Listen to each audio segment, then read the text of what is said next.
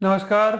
सामान्य अध्ययन की क्विज संख्या 9 में मैं अजीत सिंह एक बार फिर से हाजिर हूँ, जहां हम बात करेंगे जीएस के मात्र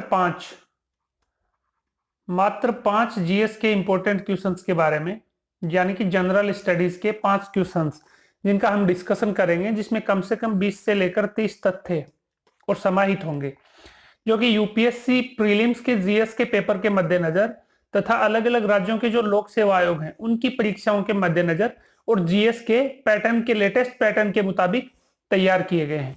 तो चलिए आगे बढ़ते हैं और बात करते हैं क्वेश्चन नंबर 1 की। क्वेश्चन नंबर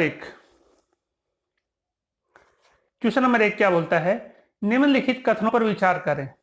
कथन ए, रत्नमालिका नामक आगम की रचना अमोघ वर्ष द्वारा की गई।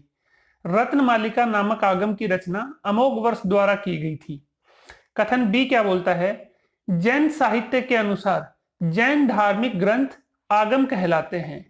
जैन साहित्य के अनुसार जैन धार्मिक ग्रंथ जो हैं आगम कहलाते हैं। क्वेश्चन क्या बोलता है?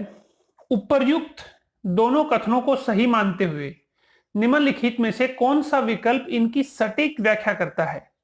कौन सा विकल्प इनकी सटीक व्याख्या करता है? देखिए कथन एक बार फिर से। रत्नमालिका नामक आगम की रचना अमोघ वर्ष द्वारा की गई थी। जैन साहित्य के अनुसार जैन धार्मिक ग्रंथ आगम कहलाते हैं। तो अभी ऑप्शन क्या बोलते हैं? ऑप्शन क्या बोलता है? अमोघ वर्ष एक जैन साहित्यकार थे, ठीक है। ऑप्शन ख बोलता है रत्नमालिका एक जैन धार्मिक ग्रंथ है। बिल्कुल राइट आंसर है। ऑप्शन ख जो है वो उपरोक्त कथनों की सही व्याख्या करता है, यानी कि सटीक व्याख्या करता है। रत्नमालिका जो है, देखिए रत्नमालिका नामक आगम की रचना जो है अमोघ वर्ष द्वारा की गई। नामक आगम की रचना और जैन धार्मिक ग्रंथ जो हैं वो क्या कहलाते हैं? जैन धार्मिक ग्रंथ जो है आगम कहलाते हैं। रत्नमालिका एक आगम है और जैन धार्मिक ग्रंथ आगम कहलाते हैं। इस प्रकार रत्नमालिका जो है वो एक जैन धार्मिक ग्रंथ है, ठीक है। देखिए रत्नमालिका नामक आगम की रचना अमोघ वर्ष द्वारा की गई और जैन धार्मिक ग्रंथ आगम कहलाते हैं। इस प्रकार रत्नमालिका जो है वो एक जैन धार्मिक ग्रंथ है। इस प्रकार ऑप्शन ख जो है यहां इसका राइट आंसर हो गया, यानी कि सटीक व्याख्या करता है। रत्नमालिका एक जैन धार्मिक ग्रंथ है, ठीक है। आगे बढ़ते हैं अगले क्वेश्चन पर। क्वेश्चन नंबर 2 बहुत ही टेक्निकल और जीएस का बहुत ही इंपॉर्टेंट क्वेश्चन है, इसमें टाइम भी लगेगा डिस्कशन में। देखिए क्वेश्चन नंबर 2, निम्नलिखित में से कौन सा कथन असहयोग आंदोलन के संरचनात्मक पक्ष का वर्णन करता है? संरचनात्मक पक्ष का वर्णन। ऑप्शन ख, खादी का प्रचार प्रसार तथा बढ़ावा। ऑप्शन ख, स्थानीय स्तर पर राजनीतिक प्रशिक्षण देना। ऑप्शन ग, राष्ट्रीय शिक्षण संस्थानों की स्थापना। ऑप्शन घ, विदेशी वस्तुओं का बहिष्कार करना। देखिए इसका हम थोड़ा डिस्कशन करें। असहयोग आंदोलन हम सभी जानते हैं महात्मा गांधी के द्वारा शुरू किया गया था। 1920 से लेकर 1922 तक चला था तथा 20 अगस्त 1920 को असहयोग आंदोलन की शुरुआत हुई थी, जिसके प्रमुख कारण हम सभी जानते हैं। चोरी चोरा घटना, नहीं सॉरी, चोरी चोरा तो बाद में। रोलेट एक्ट जो कि काला कानून था, जिसमें 2 वर्ष के लिए और बिना विधिक सुनवाई के किसी को भी नजरबंद करना। उसके बाद में महत्वपूर्ण पक्ष जो है जलियांवाला बाग वैसाखी के दिन 1919 में घटना हो गई अमृतसर में।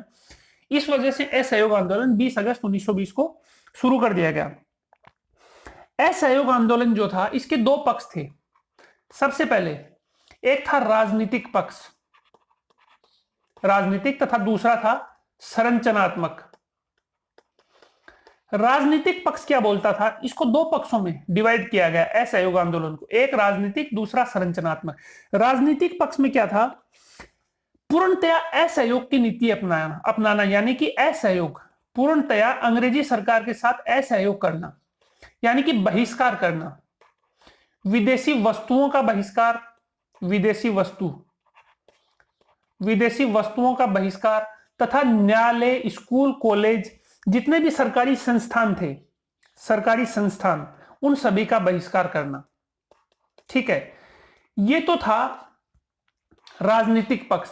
वहीं दूसरा संरचनात्मक पक्ष क्या बोलता था, स्वयं को आत्मनिर्भर, मतलब राजनीतिक पक्ष के अनुसार असहयोग की नीति अपनाना, सभी विदेशी वस्तुओं तथा सरकारी संस्थानों का बहिष्कार करना, यह था राजनीतिक पक्ष। साथ ही संरचनात्मक पक्ष बोलता था स्वयं को आत्मनिर्भर बनाना, स्वयं को आत्मनिर्भर बनाना, यानी कि विदेशी वस्तुओं का इनका बहिष्कार जो था वो करना और अपने आप को आत्मनिर्भर बनाना। आत्मनिर्भर बनाने के लिए क्या था, देसी उद्योग धंधे स्थापित करना, शिक्षण संस्थान, उद्योग धंधे स्थापित करना, शिक्षण संस्थानों की स्थापना करना, स्वदेशी शिक्षण संस्थानों की, स्वदेशी उद्योगों की स्थापना करना, खादी के प्रचार प्रसार को बढ़ावा देना, खादी के प्रचार प्रसार को बढ़ावा देना। ये सारे के सारे जो थे वो संरचनात्मक पक्ष, यानी कि राजनीतिक पक्ष में असहयोग की नीति अपनाना, बहिष्कार करना, संरचनात्मक पक्ष में स्वयं को आत्मनिर्भर बनाना। तो इन ऑप्शंस में से हमें इसका संरचनात्मक पक्ष ढूंढना है। देखिए, खादी का प्रचार प्रसार ये जो है संरचनात्मक पक्ष हुआ। स्थानीय स्तर पर राजनीतिक प्रशिक्षण देना, ये भी, ये ऑप्शन क और ख जो है ये इसके संरचनात्मक पक्ष में आते हैं। और ऑप्शन ग और घ जो है राष्ट्रीय शिक्षण संस्थानों की स्थापना करना, विदेशी वस्तुओं का बहिष्कार करना, ये जो दो जो हैं ये इसके राजनीतिक पक्ष में आते हैं, राजनीतिक पक्ष में, यानी कि सरकारी शिक्षण संस्थानों का बहिष्कार करना तथा स्वयं के शिक्षण संस्थानों की स्थापना करना और विदेशी वस्तुओं का बहिष्कार करना, ये दोनों के दोनों जो है राजनीतिक पक्ष में आते हैं। इस प्रकार कूट के माध्यम से, और इसका जो आंसर होगा वो केवल विकल्प 1 तथा 2 सही है, यानी कि विकल्प 1 तथा 2 जो हैं वो संरचनात्मक पक्ष में आते हैं, 3 तथा 4 जो हैं वो राजनीतिक पक्ष में आते हैं। क्लियर? आगे बढ़ते हैं अगले क्वेश्चन पर। क्वेश्चन नंबर 3, मानव शरीर में यूरिया निर्माण मुख्यतः किस अंग में होता है? छोटी आंत, मूत्राशय, यकृत या फिर बड़ी आंत? देखिए, यूरिया जो है वो मानव शरीर का और एक मुख्य अपशिष्ट पदार्थ है, मुख्य अपशिष्ट पदार्थ। जीएस का क्वेश्चन है, जीएस जनरल साइंस, सामान्य विज्ञान का। ठीक है, यूरिया जो है वो मुख्य अपशिष्ट पदार्थ में आता है, मुख्य अपशिष्ट पदार्थ, जिसके घटक हैं CO2 प्लस अमोनिया,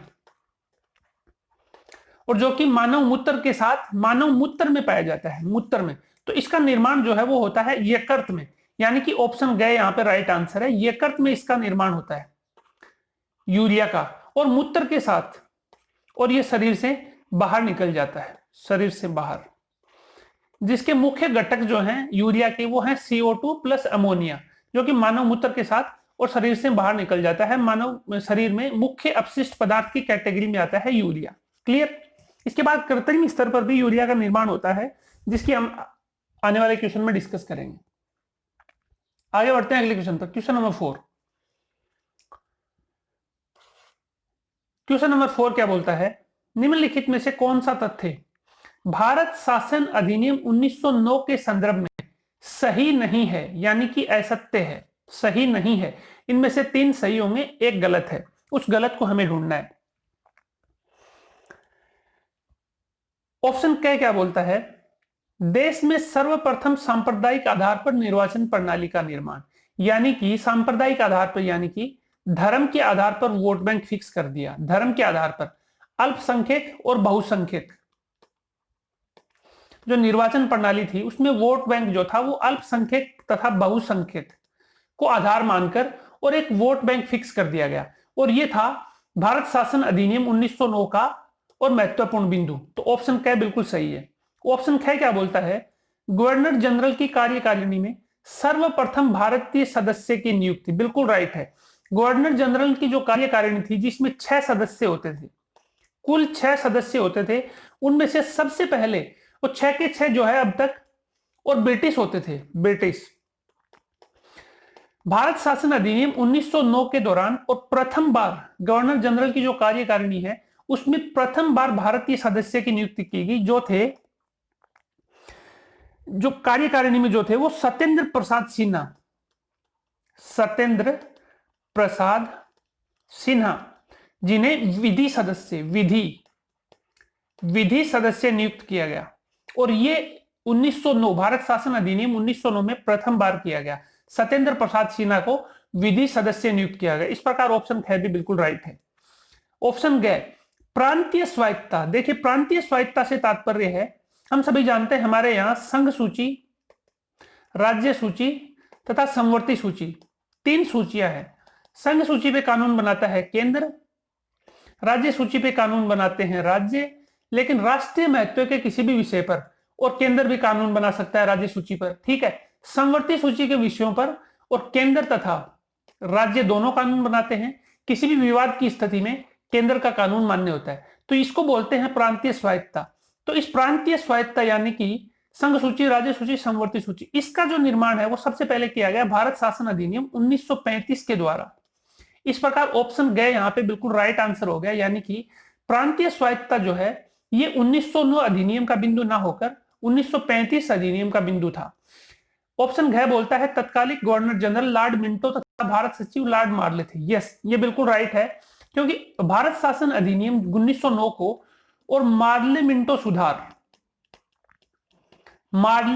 सुधार कहकर भी संबोधित करते हैं। इसका रीजन है भारत सचिव जो थे वो लॉर्ड मार्ले तथा भारत के गवर्नर जनरल जो थे वो लॉर्ड मिंटो थे, इसीलिए इसको मार्ले मिंटो सुधार के नाम से भी जाना जाता है।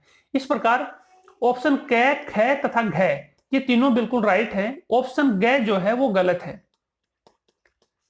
प्रांतीय स्वायत्तता जो है वो 1935 के अधिनियम द्वारा दी गई थी। इस प्रकार यहाँ पे राइट आंसर जो हो गया असत्य विकल्प वो ऑप्शन ग हो गया। ठीक है, आगे बढ़ते हैं अगले क्वेश्चन पर।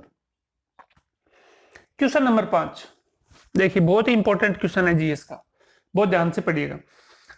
क्वेश्चन नंबर 5, निम्नलिखित कथनों पर विचार कीजिए।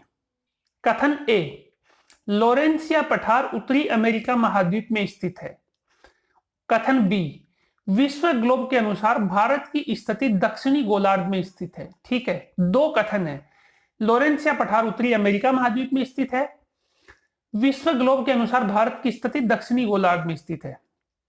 क्वेश्चन क्या पूछता है, उपर्युक्त दोनों कथनों को सत्य मानते हुए महाद्वीपीय विस्थापन सिद्धांत के अनुसार, जस्ट ए मिनट, उपर्युक्त दोनों कथनों को सत्य मानते हुए महाद्वीपीय विस्थापन सिद्धांत के अनुसार निम्नलिखित में से कौन सा विकल्प है जो इन दोनों की सटीक व्याख्या करता है।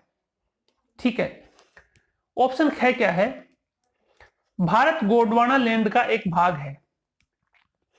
भारत जो है वो गोंडवाना लैंड का एक भाग है। उत्तरी अमेरिका विश्व ग्लोब के अनुसार उत्तरी गोलार्ध में स्थित है।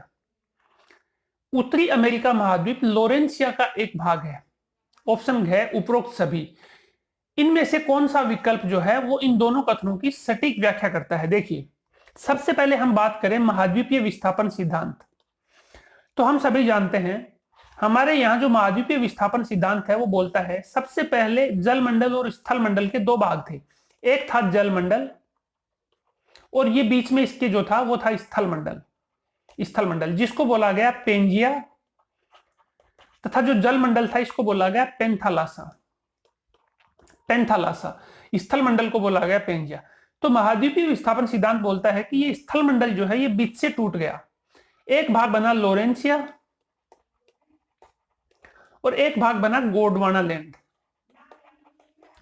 लैंड, और फिर इसके बाद में ये अलग अलग हिस्सों में टूटा और जल में अलग अलग जाकर स्थापित हो गया, जिससे अलग अलग महाद्वीप बने। ठीक है, ये बोलता है महाद्वीपीय विस्थापन सिद्धांत। तो इसमें सबसे पहला ऑप्शन भारत गोंडवाना लैंड का एक भाग है, बिल्कुल सही है, लेकिन इन दोनों की व्याख्या नहीं करता। उत्तरी अमेरिका विश्व ग्लोब के अनुसार उत्तरी गोलार्ध में, देखिए उत्तरी अमेरिका की जो स्थिति है, उत्तरी अमेरिका ये उत्तरी गोलार्ध हो गया और ये हो गया दक्षिणी गोलार्ध। तो उत्तरी अमेरिका की जो स्थिति है वो उत्तरी गोलार्ध में, ये भी बिल्कुल गलत है। उत्तरी अमेरिका जो है वो दक्षिणी गोलार्ध में स्थित महाद्वीप है। उत्तरी अमेरिका महाद्वीप लोरेंसिया का एक भाग है, बिल्कुल। लोरेंसिया पठार उत्तरी अमेरिका महाद्वीप में स्थित है। कथन ए बोलता है लोरेंसिया पठार जो है उत्तरी अमेरिका महाद्वीप में स्थित है। इसका मतलब उत्तरी अमेरिका महाद्वीप जो है वो लोरेंसिया का एक भाग है। भारत जो है वो गोंडवाना लैंड का एक भाग है, उत्तरी अमेरिका। इस प्रकार यहाँ पे उपरोक्त सभी ना होकर ऑप्शन क तथा ग और यहां इसके बिल्कुल राइट आंसर हैं, जो कि दोनों इसकी सटीक व्याख्या करते हैं। यानी कि भारत गोंडवाना लैंड का एक भाग है तथा उत्तरी अमेरिका जो है वो लोरेंसिया का एक भाग है। ऑप्शन क तथा ऑप्शन ग यहां इसकी बिल्कुल सटीक व्याख्या करते हैं।